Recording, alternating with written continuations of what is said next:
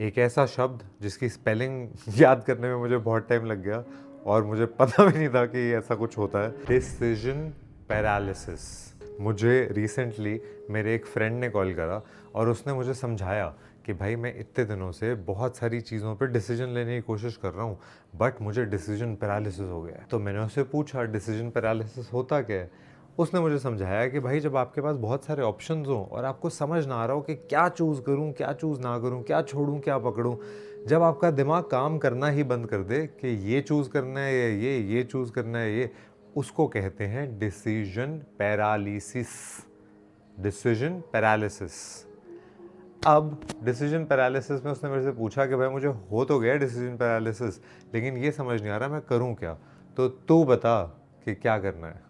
And with the wicked amazing sense of humour and brain and beautiful thoughts that I have, मैंने उसको जवाब दिया। मैंने ना उससे बहुत ही सिंपल सा क्वेश्चन पूछा। मैंने उससे पूछा कि तू कभी किसी पेस्ट्री की दुकान में गया है, वहाँ पे तूने कभी कोई पेस्ट्री खाई है? उसने बोला हाँ गया हूँ। मैंने कहा कभी किसी चॉकलेट की दुकान पे गए, कोई चॉकलेट चूज़ करी कि मुझे ये वाली चॉकलेट खानी है? कह रहा है हाँ मैं खाई है। और कभी जनरली तू शॉपिंग करने गया है किसी कन्फेक्शनरी की दुकान पे, किसी स्टेशनरी की दुकान पे? गया है ना, शॉपिंग करी है ना, आपने भी करी है, मैंने भी करी है, ऑलमोस्ट हम सब ने करी है ना। पेन तो खरीदा ही है सबने। तो अब मुझे एक बात बताओ, जब आप स्टेशनरी की दुकान पे जाते हो और स्टेशनरी की दुकान पे आपका मन होता है कि यार आज मैं एक पेन खरीदूंगा, कौन सा पेन मुझे नहीं पता बट मैं जाके देखूंगा मुझे कौन सा पेन लेना है। अब मैं वहाँ पे गया और मैं मजाक नहीं कर रहा हूँ, जितने तुम्हारे पास लाइफ में करियर के ऑप्शंस हैं ना, या जितने तुमने सोचा हुआ है कि मेरे पास ये करियर ऑप्शंस हैं, उससे बहुत ज़्यादा, बहुत सारा ज़्यादा वहाँ पे नंबर ऑफ पेन्स होते हैं। अब तुम वहाँ पे जाके डिसीजन कैसे लेते हो? तुम पहले अंडरस्टैंड करते हो कि मुझे बॉल पेन चाहिए, इंक पेन चाहिए, जेल पेन चाहिए, या क्या पता मुझे पेंसिल ही चाहिए। तो आपने एक बारी कैटेगराइज कर लिया चीज़ों को और फिर आपने बताया कि यार मुझे ये वाली कैटेगरी का पेन चाहिए। अब उस कैटेगरी में आपको पता है कि मुझे ब्लू पेन नहीं चाहिए, मुझे ब्लैक पेन नहीं चाहिए, मुझे रेड पेन चाहिए।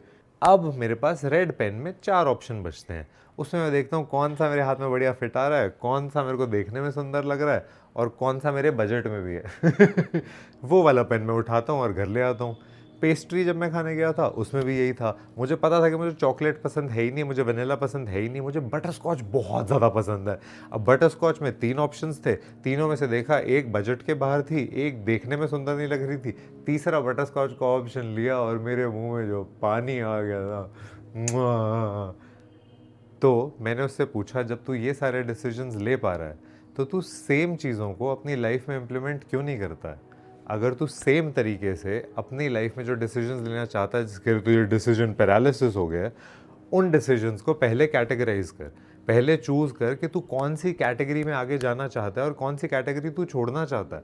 जो कैटेगरी तुझे पकड़नी ही नहीं है, आधे ऑप्शन तो तेरे वहाँ साइड हो गए। काफ़ी बार जब आपको स्ट्रेट फॉरवर्डली नहीं समझ आ रहा होता है कि यार मेरे पास इतने सारे ऑप्शन हैं, मैं इनमें से कौन सा चूज़ करूँ, तो आप प्लीज़ ये चूज़ करो कि आपको कौन सा ऑप्शन नहीं चाहिए। एलिमिनेशन मेथड, चीज़ों को हटाना कि ये नहीं चाहिए, ये नहीं चाहिए, ये नहीं चाहिए। उससे आपका बहुत इजी तरीका हो जाता है कि आपके पास अब 100 में से अगेन 20 चीज़ें बची हैं कि ये तो 80 चाहिए ही नहीं फॉर सम और दी अदर रीज़न। अब मुझे बस चूज़ करना है 20 में से कौन सी लूँ। प्लीज़ बैठो और लिखो कि क्या नहीं करना है। जब आप एक अच्छी सी लंबी सी लिस्ट बना लोगे on what you do not want to do, आपको धीरे धीरे दिमाग में क्लैरिटी आनी शुरू हो जाएगी कि ये चीज़ें नहीं करनी है तो करना क्या है। उसके बाद देख लाइफ में तू अभी जहाँ पे है, जिस भी पोजीशन पे है, क्या तेरे बजट में, तेरी आसपास जियोग्राफिकल लोकेशन में, या फिर तेरे माइंडसेट के अकॉर्डिंग क्या ये सारी चीज़ें तेरे उसमें फॉल कर रही हैं? आधी चीज़ें फॉल ही नहीं कर रही हैं, आधी वहाँ साइड हो गई। जहाँ पे तुझे 100% डिसीजन पैरालिसिस चल रहा था, उसमें पहले 50% तूने ऐसे सॉर्ट करा बाय मेकिंग श्योर कि क्या वो कैटेगरी तेरे लिए लॉजिकल है या नहीं है। उसके बाद तूने ये देखा कि फीजिबिलिटी, तेरे लिए फीजिबल क्या है, फीजिबल क्या नहीं है। ऑलरेडी तू अपनी 75% चीज़ें हटा चुका है एंड ट्रस्ट मी, इस प्रोसेस के ड्यूरिंग तुम्हें पता लग जाता है तुम्हारा टॉप 15, टॉप 20% क्या चीज़ है। 100 चीज़ों से 20 चीज़ें। Now your brain has so much more potential to focus on 20 things then to focus on 100 things. Life आसान नहीं हो गई है, तेरा डिसीजन पैरालिसिस कम नहीं हो गया।